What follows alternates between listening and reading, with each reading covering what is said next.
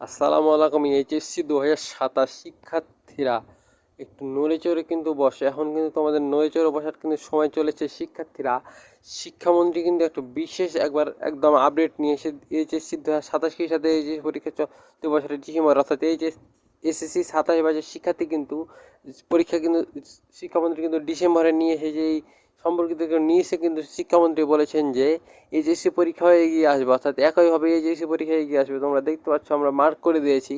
শিক্ষামন্ত্রী কিন্তু বলেছে এইচএসসি পরীক্ষা আরও এগিয়ে কিন্তু নিয়ে আসা হবে। শিক্ষার্থীরা এখানে তিনি বলছেন, এখানে নিউজটি যদি আমরা পড়ি, 2027 খ্রিস্টাব্দের এসএসসি ও সমান পরীক্ষা চলতি বছরের ডিসেম্বর মাসে অনুষ্ঠিত হবে বলে জানিয়েছেন শিক্ষা এবং প্রাথমিক ও গণশিক্ষা মন্ত্রী ডক্টর আনাম এহসানুল হক মিলন।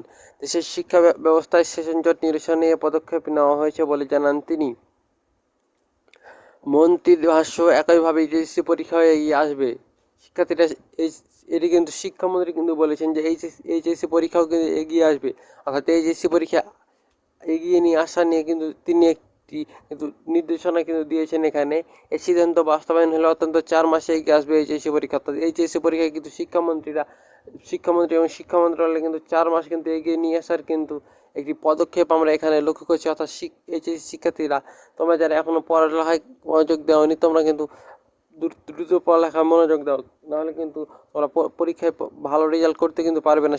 শিক্ষার্থীরা এইচএসসি পরীক্ষা কিন্তু এগিয়ে নিয়ে আসা হবে, এটি কিন্তু জানিয়েছে শিক্ষামন্ত্রী। শিক্ষার্থীরা, আশা করি আমাদের এই ভিডিওটি থেকে তোমরা অনেক অনেক অংশে উপকৃত হবে এবং আমাদের এই চ্যানেলটি সাবস্ক্রাইব করে আমাদের সাথেই থাকবে। ধন্যবাদ।